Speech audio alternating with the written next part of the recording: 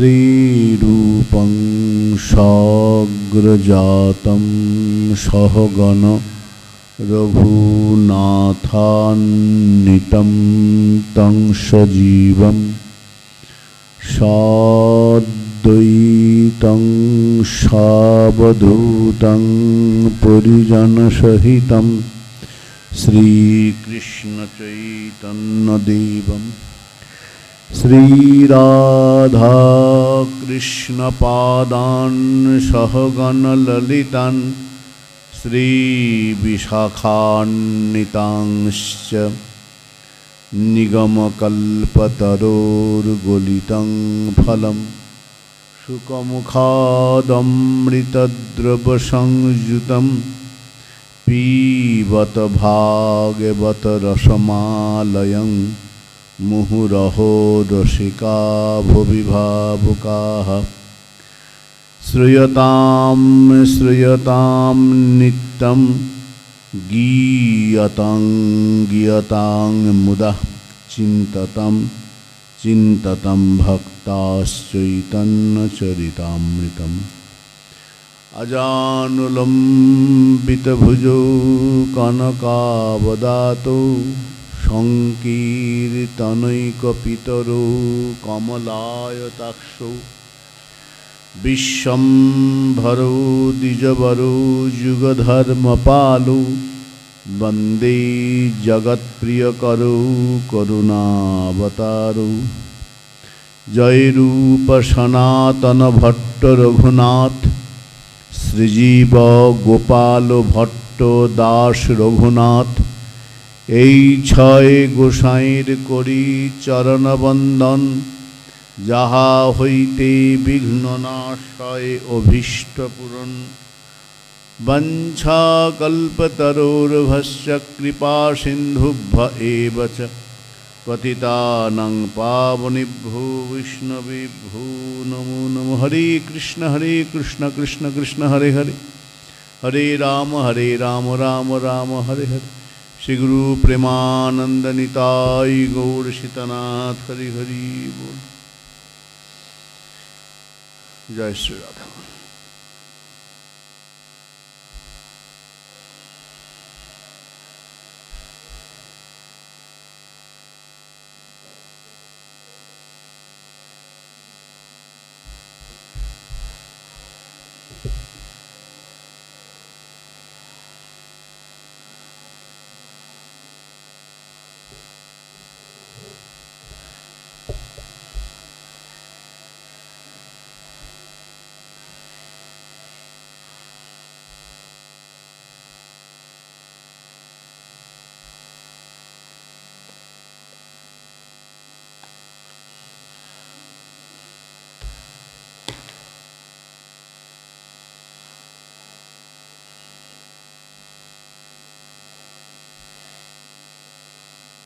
श्रीमद्भागवतम दशम स्कंध आगमैष्यत्य दीर्घेन कालेन व्रजमच्युतः प्रियं विधास्यते पित्रोर्भगवान् साद्वतं पति भगवत्तोदिते सूर्ये नन्दद्वारी ब्रजौकशं दृष्टा रथं शतकुम्भं कस्यायम् इति च ब्रुवन् अक्रूर आगत किंबा जह कंसस्वर्थ साधक जेन नीतो मधुपुरी कृष्ण कमल लोचन। आमरा देखलाम उद्धव महाराज नंद बाबार संगे कथा बोलছেন। नंद बाबार जे गभीर प्रेम बात्सल्य प्रेम, नंद बाबा जे स्तरे बसे कथागुलो बोलছেন, जे प्रेमराज्যের कथा बोलছেন, সেই कथा সেই उपलब्धि उद्धव प्रथम अनुभव करছেন, अनुधावन करছেন।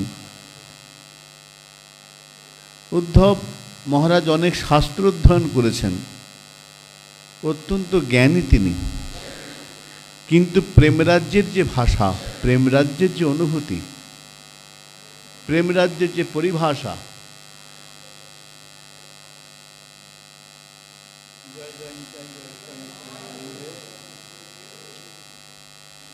সেইটা উদ্ধবকে জানাবার প্রয়োজন ছিল।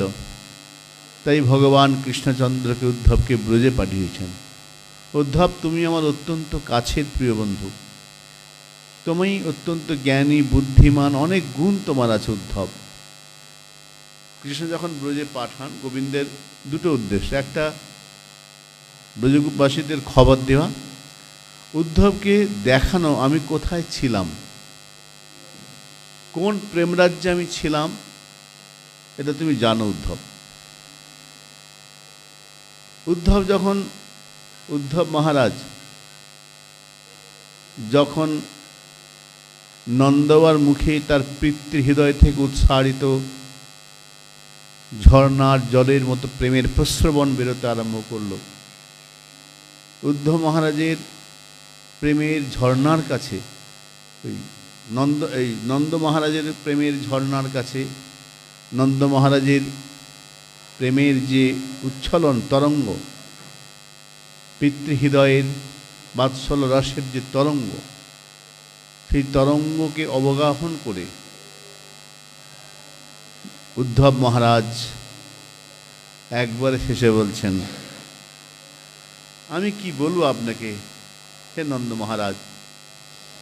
নন্দরাজ, এটা অত্যন্ত দুঃখের কথা, ক্ষোভের কথা যে আমি অত্যন্ত অযোগ্য, অভাজন ব্যক্তি, অত্যন্ত অযোগ্য। আমি আপনাকে, আপনার মতো প্রেমিককে, আপনার মতো কৃষ্ণপ্রেমিককে আমি সান্ত্বনা দিতে এসেছি, এটা ঠিক হয়নি, এটা ঠিক হয়নি। আমি অত্যন্ত অযোগ্য, অভাজন ব্যক্তি, আপনার মতো ব্যক্তিকে সান্ত্বনা দেবার জন্যে, আপনাকে সান্ত্বনা দেবার যোগ্যতা, বুদ্ধি, বাচন ক্ষমতা আমার নেই। আপনি আমাকে ক্ষমা করবেন। আপনাকে যে উপদেশ বাক্য করেছি, যে উপদেশ বাক্য দিয়েছি, তার জন্য আমি খুব লজ্জিত। উদ্ধব নন্দ মহারাজকে বলছেন, আমার মনে হয় আপনাকে এই কথাগুলো বলে কষ্ট দিয়ে ফেলেছে, এটা আমার ধৃষ্টতা, আমি ধৃষ্টতা করে ফেলেছি। এই প্রবোধ দেওয়া, সান্ত্বনা, উপদেশ, এগুলো আপনার জন্য নয়, কিন্তু আমি করেছি। উদ্ধব বলছেন, হে নন্দ বাবা, আমি অযোগ্য হয়ে আপনার মতো ব্যক্তিকে বোঝাবার চেষ্টা, এটাই তো আমার ধৃষ্টতা। তো আমি আপনাকে তো আমার অনুভবের কথা বলি, আপনাকে বলি। আপনি বলছিলেন না আপ্যায়ের সাথী, কৃষ্ণ কি আর আসবে? আমি আপনাকে বলি, আমার অনুভব বলছে, কৃষ্ণচন্দ্র যদি কখনো দৃঢ় প্রতিজ্ঞা করে বসেন যে বৃন্দাবন আমি যাব না, সেই প্রতিজ্ঞা ভেঙে কৃষ্ণচন্দ্রকে আসতে হবে। আগমিষ্যতি অতি দীর্ঘেন কালেন ব্রজমাচ্যুতঃ প্রিয়ং বিধাস্যতে পিত্রৌর ভগবান সাত্বতাংপতি। কৃষ্ণচন্দ্র আসতে বাধ্য, আমি আপনাকে বলছি। নন্দবাবু, আমি বলছি, আগমস্যতি দীর্ঘেন। হে নন্দ, আপনার স্নেহ, ব্রজবাসীদের ভালোবাসা, সখাদের সখ্য প্রেম, ব্রজের গাভী বাছুর বৎসদের এদের যে ভালোবাসা, সখাদের বিশ্বম্য প্রধান যে ভালোবাসা, একে উপেক্ষা করে কৃষ্ণ বেশি দিন থাকতে পারবেন না, খুব তাড়াতাড়ি আসবেন। আগামীর সাথে আমি আপনাকে বলছি, কৃষ্ণচন্দ্র আসবেন। যেই উদ্ধব বলেছেন আগামীর সাথে কৃষ্ণ আসবেন, নন্দবাবু তাকিয়েছেন প্রশ্নানুদৃষ্টিতে, প্রশ্ন, জিজ্ঞাসা, আসবে তো বলছো, কবে আসবে, কত দিনে? দুদিনে, 5 দিনে, মাসে, বছরে, কবে আসবে? উদ্ধব চিন্তায় পড়ে গেলেন। আমি তো বললাম আগমেশ্বতী কৃষ্ণ আসবে, এখন সময়টা কি করে দেবো? 2 দিন 5 দিন, যদি 2 দিন 5 দিন বলি মিলবে না। আর যদি অনেক দিন সময় নিয়ে বলে দিই যে 5 বছর 10 বছর, সেটাও এদের জন্য কষ্ট হবে, ধারণ করতে পারবে না, কষ্ট হবে নন্দবাবুর জন্য। কি বলা যায়? সময়টা নির্দিষ্ট করলেন না উদ্ধব মহারাজ, বললেন আগমাশ্বতী অতি দীর্ঘে ন কালে ন, খুব দেরি নয়, আসবে, আমি বলছি দীর্ঘে না কাল ব্রজম। যদি নন্দবাবু বলেন উদ্ধব তুমি তো বলছো আসবে কৃষ্ণ, খুব তাড়াতাড়ি আসবে, সময় মতো আসবে, কিন্তু প্রশ্ন হলো এত ব্যস্ততা, আমি জানি কৃষ্ণ অত্যন্ত ব্যস্ততার মধ্যে আছে, আমি খবর রাখি কিছু কিছু। জরাসন্ধের আক্রমণ, কাল যবন, রাজনীতি, কৃষ্ণ অত্যন্ত ব্যস্ত। কিন্তু কৃষ্ণ কি আসতে পারবে? আমি তো লক্ষণ দেখি না উদ্ধব, তুমি যে বলছো আসবে। উদ্ধব বলছেন নন্দ মহারাজ, আপনি একটা জিনিস হয়তো খেয়াল করেননি, আমি বলেছি অচ্যুত। কৃষ্ণের অনেক নামের মধ্যে একটা নাম অচ্যুত। অচ্যুত মানে সত্য সংকল্প, যেটা বলে যে সংকল্প করে সেটা সত্যি করে ছাড়ে, যে তার আশ্রয় নেয় তার কখনো চ্যুতি হয় না, চ্যুতি হবে না। অচ্যুত সত্য সংকল্প যার জীবনে ব্রত, অবশ্যই আসবেন।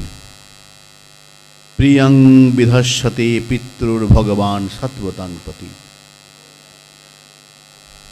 যদি বলেন কেন আসবে, নন্দ মহারাজ, নন্দ বাবা, আপনি কৃষ্ণচন্দ্রকে পিতৃস্নেহের যে বন্ধনে বেঁধেছেন, যে শুদ্ধ বাৎসল্য রসে বেঁধেছেন, ব্রজের প্রেমের যে শুদ্ধ বাৎসল্য রজ্জু, সেই বাৎসল্য প্রেমের বন্ধনে বন্দী আমাদের কৃষ্ণচন্দ্র আসবেন। প্রিয়ং বিধাস্যতে পিতৃর ভগবান, আসবেন তিনি।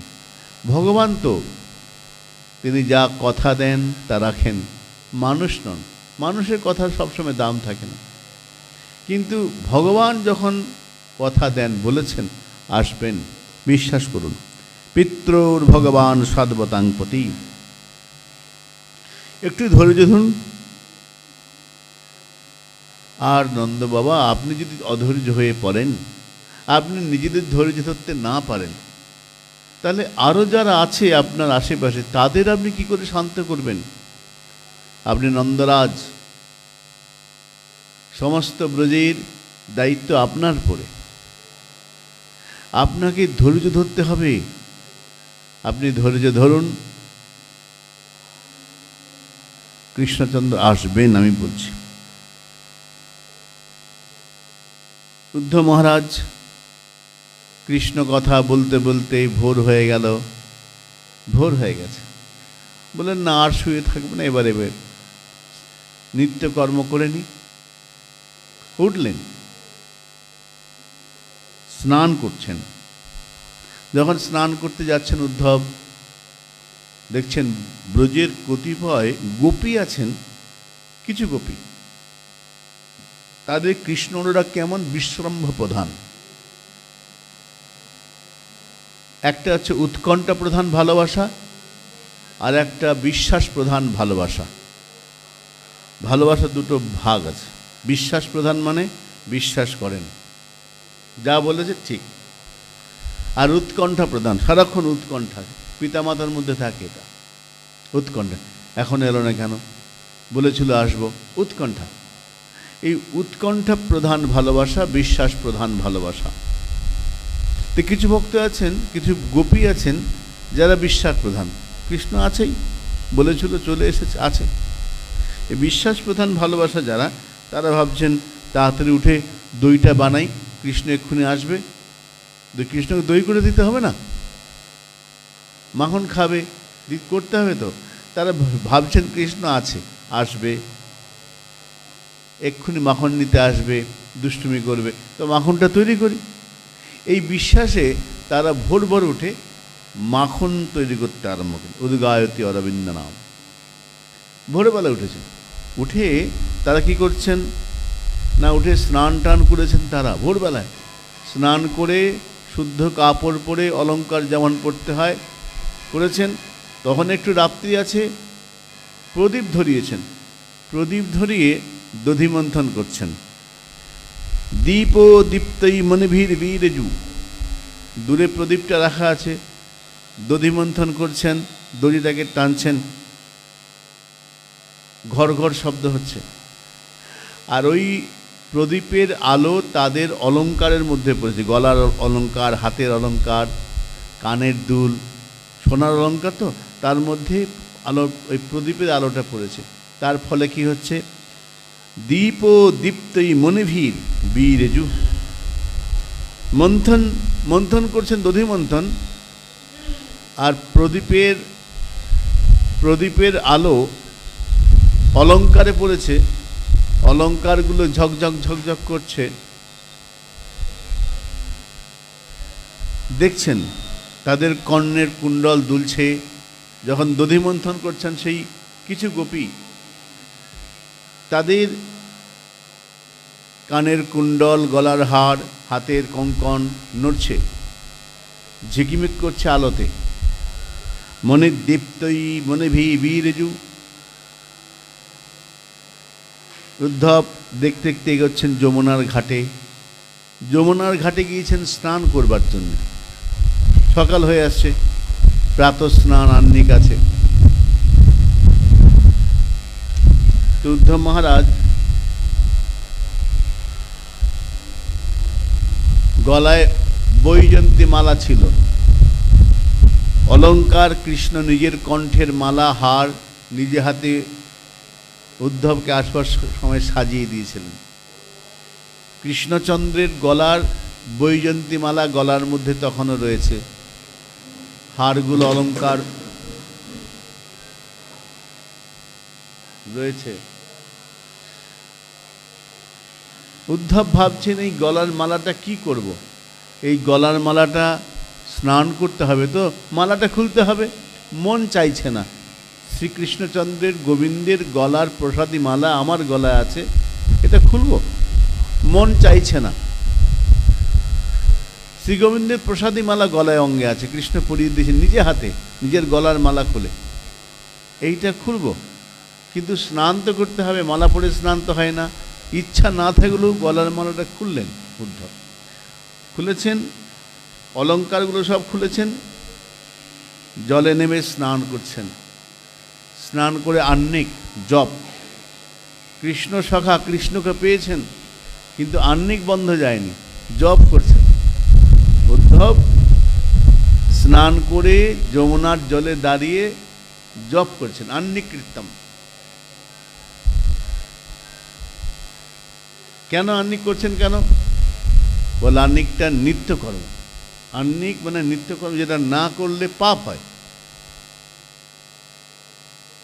আহ্নিকৃত্য গ্রন্থের মধ্যে বলা আছে, যদ অকরণে প্রত্যব্যয় সনিত্য, যেটা না করলে পাপ হবে তার নাম নিত্য। আহ্নিক করতেই হবে। উদ্ধব মহারাজ আহ্নিক করতে নেমেছেন, জলে দাঁড়িয়েছেন, মন্ত্র জপ করছেন উদ্ধব মহারাজ। ওই সময়ে যখন উদ্ধব মহারাজ যমুনার জলে দাঁড়িয়ে মন্ত্র জপ করছেন, সেই সময় গোপীগণ দূরে, তারা তাদের যে নিত্যকর্ম, মাখন মন্থন করছেন, ননি তুলছেন, মন্থন ধ্বনির ঘর ঘর শব্দ, তার সঙ্গে ওই গোপীগণ যাদের বিশ্বাস প্রধান ভালোবাসা, তারা কৃষ্ণের গুণগান করছেন। কৃষ্ণের গুণগান করছেন উচ্চস্বরে, জোরে জোরে। তাদের ওই মন্থন দণ্ডের যে ধ্বনি, মন্থন ধ্বনি, গলার যে গান, কীর্তন ধ্বনি, দুটো একসঙ্গে মিশেছে। মন্থন দণ্ডের ধ্বনি গলার কীর্তনের ধ্বনি দুটো এক হয়েছে, হয়ে উদ্ধবের কানে প্রবেশ করছে। উদ্ধব মহারাজ তাঁর যে মন্ত্রধ্বনি সব একাকার হয়ে যাচ্ছে, গুলিয়ে ফেলছেন। মন্ত্রধ্বনির সঙ্গে মন্থন ধ্বনি, তার সঙ্গে ঘর ঘর মন্থন দণ্ডের শব্দ এক, মাঝে মাঝে গুলিয়ে ফেলছেন। কি হচ্ছে আমার সঙ্গে কি হচ্ছে এটা? নিরস্বতে যেন দিশাম অমঙ্গলম, গোপীদের মন্থন ধ্বনি আর তাদের যে কীর্তন,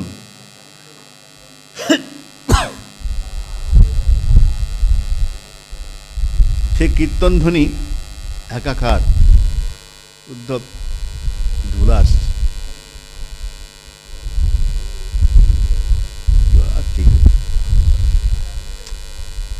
তো উদ্ধব মহারাজ কোনো রকমে মন্ত্র জপ করলেন, কোনো রকমে জপ সেরে জল থেকে উঠেছেন, যমুনা থেকে জল থেকে উঠেছেন। জল থেকে উঠে কৃষ্ণের প্রসাদী যে মালা অলঙ্কার যা যা কৃষ্ণচন্দ্র পরিয়েছিলেন সেগুলো পুনরায় ধারণ করলেন। এদিকে একটু একটু করে সূর্য উঠছে। ভগবত উদ্দিতে সূর্যে নন্দদ্বারি ব্রজৌকসম দৃষ্টারথং শতকুম্ভম কর্ষায়ামিতি চাব্রবন। ভগবত উদ্দিতে সূর্যে,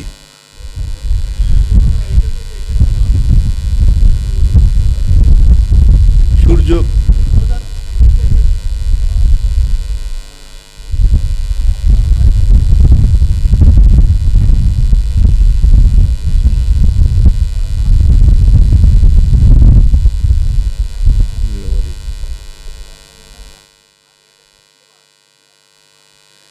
ঠিক আছে, ও থাকবে না, ও থাকবে,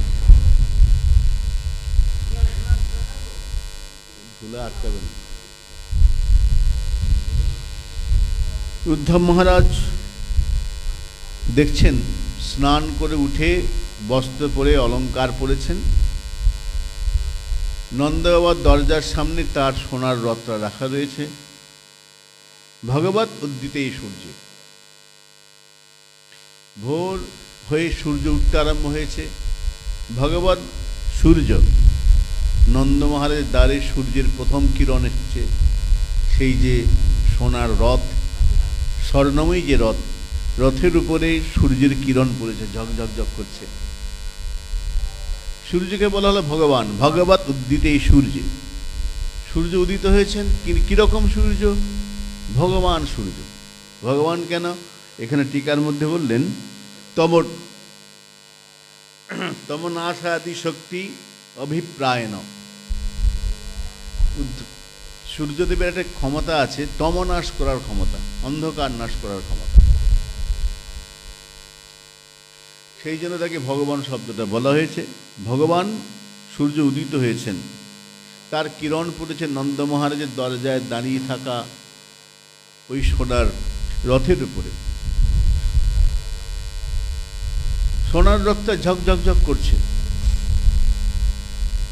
দৃষ্টা রথং শতকুম্ভম কস্যামিতি চাব্রুবন। তখন কিছু নরনারী তারা এসে রথটা ঘিরে ধরেছে, উদ্ধবের রথটাকে। উদ্ধবের রথকে ঘিরে ধরে তারা বলা বলি করছে। কেন? দৃষ্টা রথং শতকুম্ভম। আরে এটা কি? এটা ঝকঝক করছে। বলে তারা জানেন না এটা কি? বলে গোপীরা ব্রজের বাইরে খুব একটা যান না, ব্রজের মধ্যেই থাকেন। এই রথ, স্বর্ণরথ, এই তো নগরবাসীরা ব্যবহার করে। তারা একবার দেখেছিলেন যখন অক্রুর নিতে এসেছিল, তারপরে রথ দেখেননি। তাই অবাক হয়ে বলছেন কস্যামিতি চাব্রুবন। আরে এটা কি এসছে আমাদের নন্দবাবার দরজার সামনে? কালকে তো দেখিনি।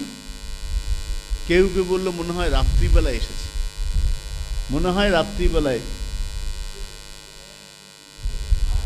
থাক কিছু করতে হবে, ছেড়ে যাতে থাকবো। কস্যামিতি চাব্রুবন রথ। কোন গোপী বলেন, আরে বুঝতে পারছো না এই রথটাকে দেখে বুঝতে পারছো না? কিছুদিন আগে একটা রথ এসেছিল, অক্রুর নিয়ে এসেছিল, সেই রথটা আমাদের বুকের উপর দিয়ে চলে গিয়েছিল, সেই থেকে আমাদের দিশেহারা অবস্থা। এটা মথুরার রথ। এই রথকে আটকাবার জন্য কত চোখের জল ফেলেছি, রথ কিন্তু থামেনি।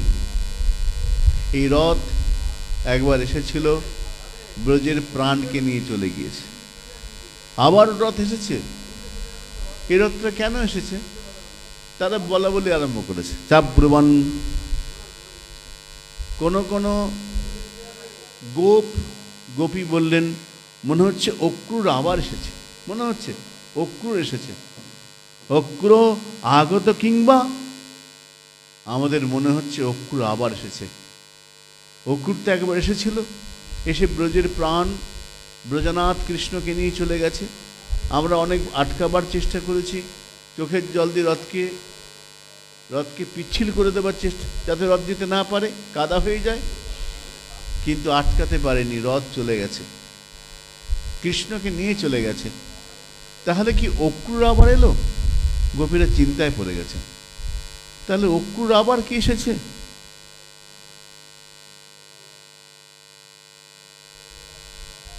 কেন এসেছে এখানে? কোন কবি বললেন, অক্রুর তো আমাদের দেহ থেকে প্রাণটাই নিয়ে চলে গেছে। প্রাণ যদি চলে যায়, ব্রজেতে কতগুলো মৃতদেহ পড়ে আছে, মৃতদেহটি কি কাজে লাগে? মথুরার রাজার কি কাজে লাগবে? কেন? কিং সাধয়িষ্যতি অস্মাভির ভর্তু প্রেতস্য নিষ্কৃতম। বললেন যে এটা তো শ্মশান, নন্দকুল চন্দ্র কৃষ্ণ বিনা বৃন্দাবন তো শ্মশান, প্রাণ তো নেই, প্রাণের সেই ছোঁয়া তো নেই, আনন্দ তার নেই।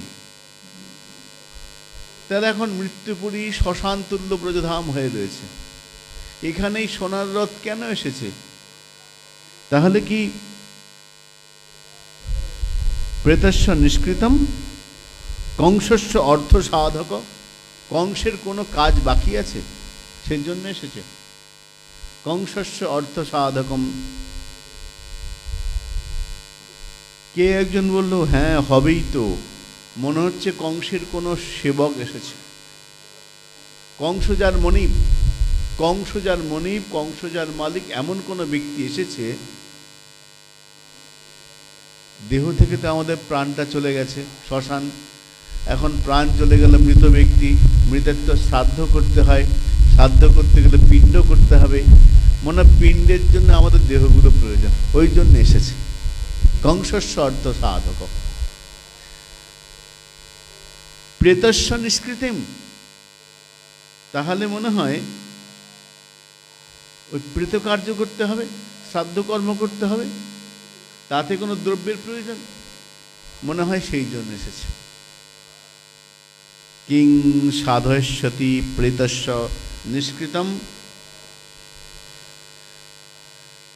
শ্রাদ্ধ কার্যে দান করতে হয় পিণ্ডদান, সেই পিণ্ডের প্রয়োজনে মনে হয় অক্রুর আবার এসেছে। বলা বলি, এরা তো জানেন না উদ্ধব এসেছেন, কেন এসেছেন কিছুই জানেন, বলা বলি করছেন। অক্রুর মনে হয়, অক্রুরের মনিব তো কংসের জন্যই মনে হয় এসেছে, বলা বলি করছেন। অক্রুরের কানে, এই উদ্ধব মহারাজের কানে সব কথাগুলো যাচ্ছে। কে কি বলছেন উদ্ধব সব শুনছেন। উদ্ধব অবাক হয়ে শুনছেন। নন্দ বাবার সঙ্গে কথা বলেছি, তাদের নন্দ বাবার ভাষা বুঝেছি, কিন্তু এই গোপীদের যে ভাষা, এ তো মর্মঘাতী ভাষা। গোপীদের যে ভাষা, ব্যথাহত প্রাণের ভাষা। এরা যা বলছেন, এরা বিরহ বিধুরা গোপী।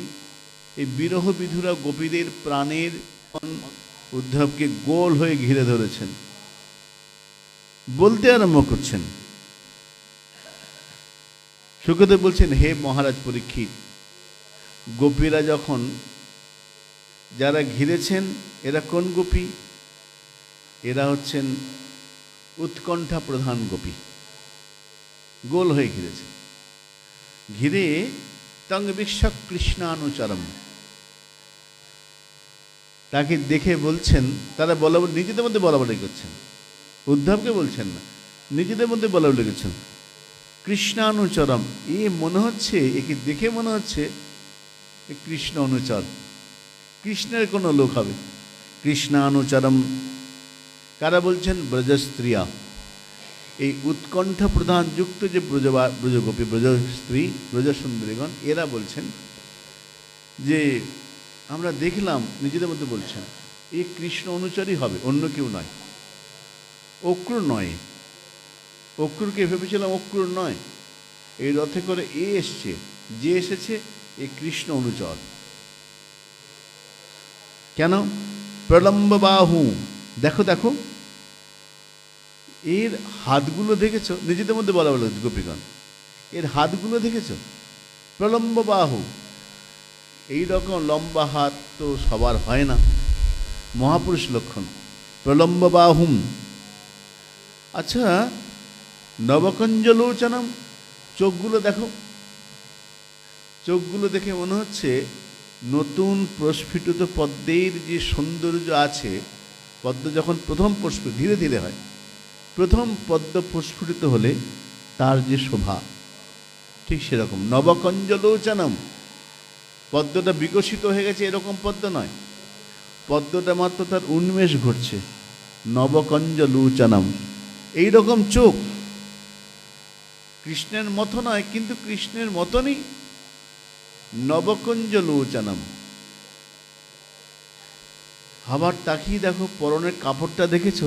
নিজেদের মধ্যে বলা বলি করছে, পীতাম্বরম। এই পীত বসন্ত একমাত্র কৃষ্ণ পরেন, এ কেন পড়েছে? পীতাম্বরম।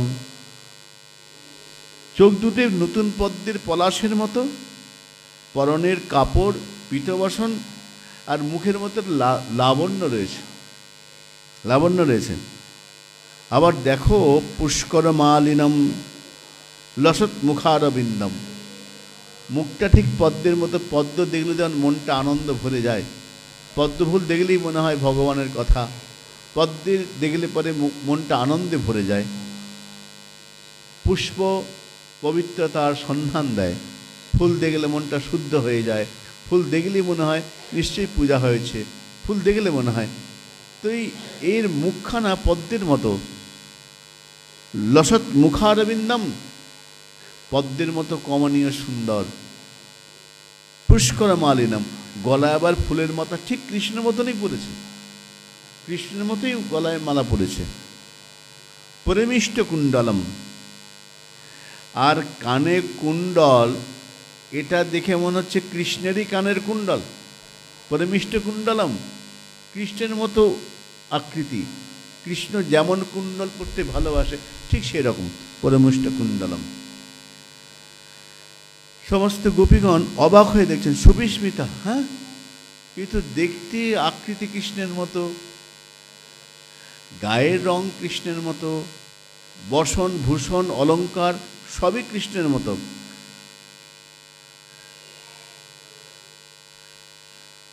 তো কৃষ্ণের মতো ভেবে তারা কাছে এসেছেন, এসে বলা বলে করছেন। কিন্তু কিছু কবি বলছেন, হ্যাঁ দেখতে কৃষ্ণের মতো, কিন্তু আমাদের কৃষ্ণ কীরকম? রূপে গুণে অসমর্ধক, রূপে গুণে যার সমান কেউ হয় না। কৃষ্ণের সমান রূপগুণ কারণেই, যত রূপী হোক, অসমর্ধ রূপগুণে সম্পন্ন অখিল রসামৃত মূর্তি কৃষ্ণচন্দ্র। তো কিন্তু আজ কি দেখছি, শ্যামনগরের মতো গতি প্রকৃতি, কে? অবাক হয়ে ভাবছেন। তখন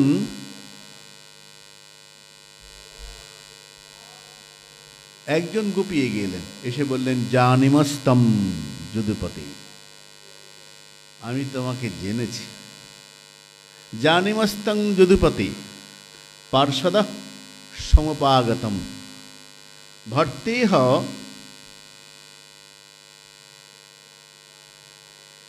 প্রেষিতঃ পিতৃর্ভবান প্রিয় চিকিৎসয়া।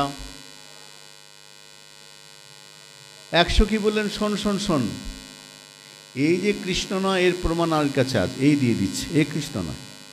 কৃষ্ণের মতো দেখতে। কৃষ্ণ দেখতে কেন বলে, ওই যে পোশাকটা পীতবসন, এই পীতবসনটা এর নয়, কৃষ্ণেরই পীতবসন। গলার অলঙ্কার, কণ্ঠের হার, কানের দুল, যা যা পড়ে আছে সব কৃষ্ণেরই। এখন প্রশ্ন হলো, কি কৃষ্ণের থেকে নিয়ে পড়েছে না কৃষ্ণকে পরিয়ে দিয়েছে, এটা জিজ্ঞাসা করতে হবে। এ কৃষ্ণ নয়, বুঝতে পেরেছে। জানিমস্তম, জেনেছি। বিশ্বনাথ টিকার মধ্যে ভারী সুন্দর বলছেন যে কি করে জানলে, বলে আমরা জেনেছি। জানা অনেকভাবে যায়। চোখ দিয়ে দেখে জানা যায়, কানে শুনে জানা যায়, নাকের মাধ্যমে জানা যায়। তুমি দেখতে কৃষ্ণের মতো উদ্ধব, তুমি দেখতে কৃষ্ণের মতো। তোমার পরনের যে অলঙ্কার আভরণ যা পরেছ, যে মুকুট পরেছ, তার মধ্যে কৃষ্ণের অঙ্গগন্ধ লেগে রয়েছে। কৃষ্ণের অঙ্গগন্ধ আমরা ভালো করে জানি। তা আমরা চোখ দিয়ে তোমাকে দেখে চিনছি না, আমরা কানে শুনে তোমাকে চিনছি না। আমরা তোমাকে জেনেছি, চিনেছি আমাদের নিজস্ব অনুভব দিয়ে চিনেছি। না চোখের কথা বিশ্বাস করেছি, না কানের কথা শুনেছি, নাক আমাদের বলে দিয়েছে, অঙ্গ সৌরভ বলে দিয়েছে এই অলঙ্কারগুলো কৃষ্ণের। কিন্তু তুমি কৃষ্ণ নয়। কেন? চরিতামৃতে বলছেন কৃষ্ণচন্দ্রের অঙ্গগন্ধ কীরকম? কস্তুরী যে নীলোৎপল, তার শুদ্ধ পরিমল। আমাদের ভারতের সাধক গ্রন্থে এক সাধু ছিলেন, সম্ভবত ভাস্কর মহারাজ নাম হবে, তাকে অনেকে গন্ধবা বলা হতো। আর তিনি বসে আছেন, হঠাৎ শূন্য থেকে কোনো ভক্ত যদি কোনো প্রশ্ন করত, অমুক ফুলের গন্ধ কীরকম, তিনি একটা ফুলটা নিয়ে শূন্য থেকে গন্ধটা দেখি, এরকম গন্ধ। তার নামই হয়ে গেছিল গন্ধ বাবা। একবার বাঙালি ভক্ত বাংলা থেকে কলকাতা থেকে গিয়েছেন হরিদ্বারে। তো তিনি বলছেন, গোপীনাথ আচার্য উনি গ্রন্থটা লিখেছেন সম্ভবত, তো উনি মানদমী শিষ্য। উনি বলছেন সেই সাধুর কাছে গিয়েছেন, বাংলার ভক্ত, যে বসতেই উনি গন্ধ বাবা, যিনি, তিনি পুরো নামটা মনে আসছে না, উনি বললেন যে বাংলা থেকে এসেছো? বললে হ্যাঁ। তো চরিতামৃত পড়েছ? হ্যাঁ পড়েছি। বলে এখন একটা লাইন আছে না, কৃষ্ণ অঙ্গগন্ধ কেমন হবে? হ্যাঁ, কস্তুরী নীলোৎপল। কস্তুরী নাভির, মৃগনাভির যে গন্ধ, তার সঙ্গে যদি নীল রঙের পদ্ম মিশিয়ে দেওয়া যায়, তাহলে দুটোর মিশ্রণে যে গন্ধ হবে কৃষ্ণচন্দ্রের অঙ্গগন্ধ সেরকম চরিতামৃতে বলা। কস্তুরী নীলোৎপল, তার যে পরিমল। জানো এটা? বলে বাবা পড়েছি তো, বুঝি নাই গন্ধটা কেমন হবে, বুঝি তো নাই, পড়েছি এরকম হয়, কিন্তু কোনোদিন দেখিনি।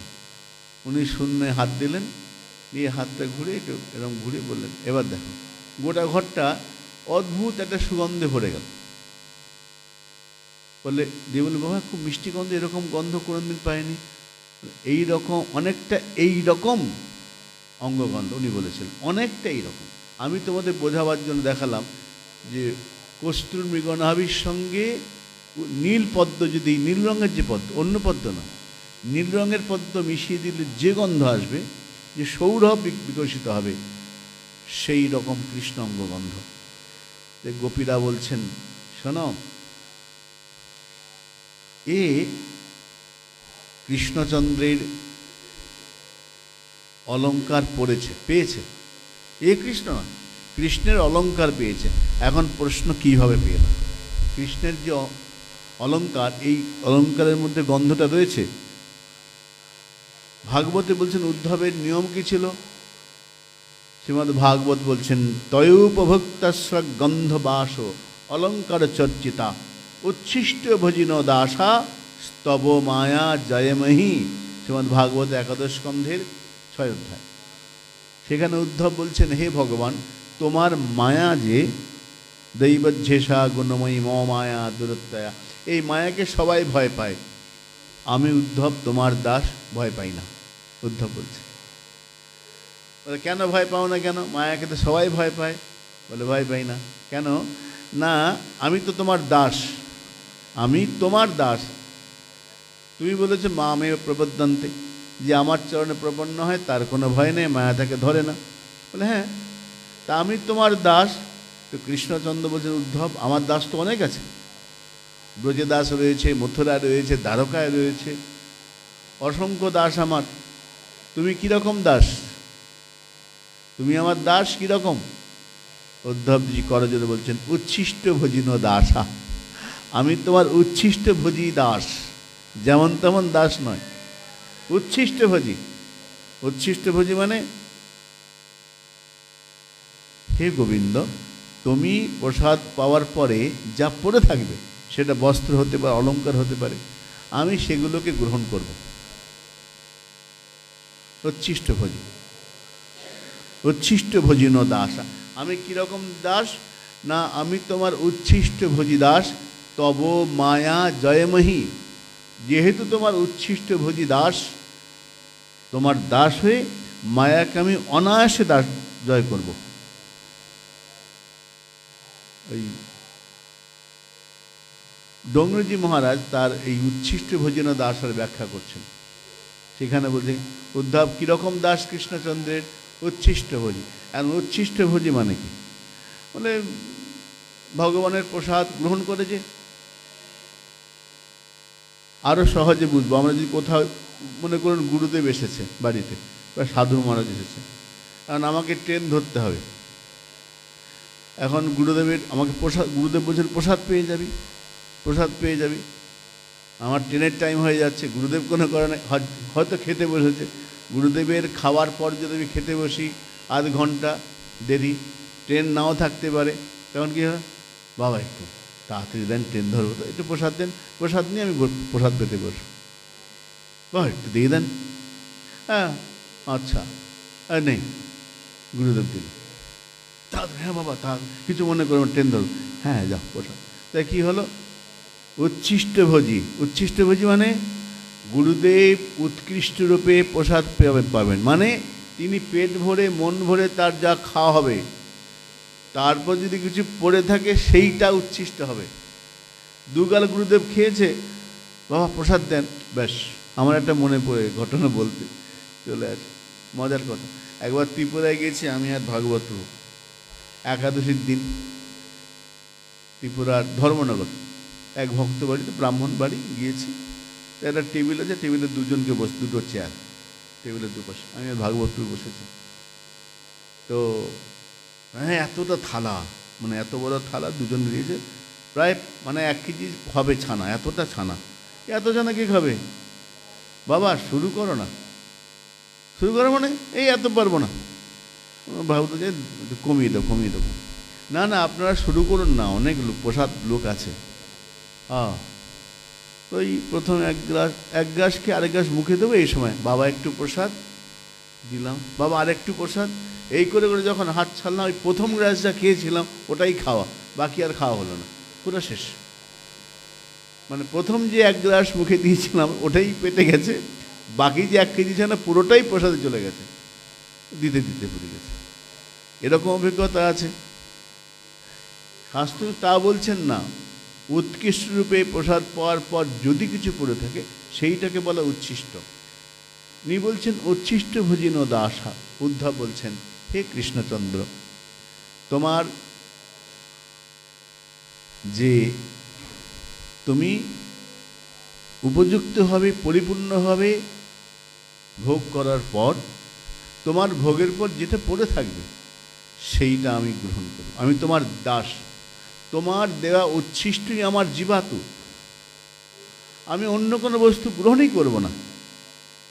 তুমি আমাকে যা দেবে খুশি হয়ে দেবে, আমি চেয়ে নেব না। তুমি খুশি হয়ে আমাকে যা দেবে আমি সেটা গ্রহণ করব।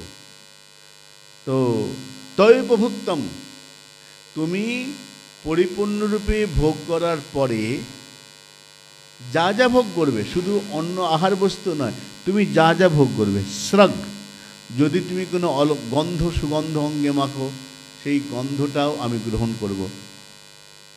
গন্ধ বাস অলঙ্কার চর্চিতা, যে পরনে পোশাক পরবে, তোমার ব্যবহৃত, তোমার যে পরনের পোশাক, বাস, অলঙ্কার, তোমার যে প্রসাদী অলঙ্কার, প্রসাদী বস্ত্র, সেইগুলো আমি গ্রহণ করব। তোমার আগে নয়, নতুন কোনো বস্ত্র নয়, তোমার ব্যবহার যে বস্ত্র, তোমার ব্যবহারের যে অঙ্গের গন্ধ, তোমার প্রসাদী মালা, তোমার অলঙ্কার যা থাকবে আমি সেটা প্রসাদ মনে করে গ্রহণ করব। তৈপভুক্ত স্রগ গন্ধ বাস অলঙ্কার চর্চিতা উচ্ছিষ্ট ভোজিন দাসা স্তব মায়া জয়মহী। উদ্ধব গোবিন্দের প্রসাদী বস্ত্র ছাড়া, অলঙ্কার ছাড়া কিছু গ্রহণ করতেন না। এটা তার নিয়মই ছিল। সেই গোবিন্দের আগের দিনের পরিয়ে দেওয়া মালা, যেমন অলঙ্কার কৃষ্ণ যেমন সাজিয়ে দিয়েছেন, সেইগুলো পরে তিনি বৃন্দাবনে প্রবেশ করেছেন। গোপীরা বলছেন, বুঝেছি, বিজ্ঞায় সন্দেশ হরং রমাপতে। তুমি মনে হচ্ছে রমাপতি, যদুপতি শব্দটা এই ব্রজপতি বললেন না, বললেন রমাপতি। রমাপতি মানে লক্ষ্মীপতি। তুমি সেই যদুপতি রমাপতি যে কৃষ্ণ, তার কোনো সন্দেশ বহন করে তুমি এসেছো আমাদের কাছে। সন্দেশ হরম বিজ্ঞায়। আচ্ছা, এসেছে যখন, উপবিষ্ট আসনম, তোমাকে বসতে আসন দিই। কোথায় বসতে দেবো বলো তো? আমাদের কাছে ভালো বসার তো জায়গাও নেই, কিসে বসতে দেব? উদ্ধব কথাগুলো শুধু শুনছেন, উদ্ধব কিছু বলছেন না, নিজেরাই বলা বলি করছেন। কোথায় বসতে দিই? একটা জায়গা দেখ, এখানে বসো। উপবিষ্ট আসনম রহস্য পৃচ্ছন, বলছেন একান্তে বসালেন। বসিয়ে সমস্ত গোপীগণ তাকে ঘিরে ধরেছেন। প্রশ্ন অবনতা সুসৎকৃতম, সৎকার করছেন। সৎকার বলতে কুশল প্রশ্ন, কুশল প্রশ্ন। সৎকৃতম, সুসৎকৃতম। আমাদের রম বন্দ্যোপাধ্যায় বলতেন যে তোমার বাড়িতে অতিথি এসেছে, তুমি কি করবে? বলে মিষ্টি জল দেওয়া, আসন দেওয়া। একটা আসন দিয়ে একটু মিষ্টি জল দিয়ে আসুন, বসুন, কেমন আছেন, এটা ভদ্রতা, এটা অতিথি আপ্যায়নের নিয়ম প্রাথমিক। এখন কেউ বলতেই পারে, আমি তো গরিব মানুষ, মিষ্টি কেনার পয়সা নেই, মিষ্টি দেবো সেই পয়সা নেই, অর্থ নেই, কিন্তু বাড়িতে অতিথি এসেছে, তো কী করব? বসতে আসন দেব, ভালো আসন ঘরে নেই, কি করব? উনি বলছেন ভূমি, চাণক্য শ্লোক, ভূমি তৃণ উদকম, কিছু না হোক মাটি তো আছে, জায়গাটা পরিষ্কার করে হাত দিয়ে দুটো ঘাস তৃণ দিয়ে দাও, দিয়ে বলে বসুন।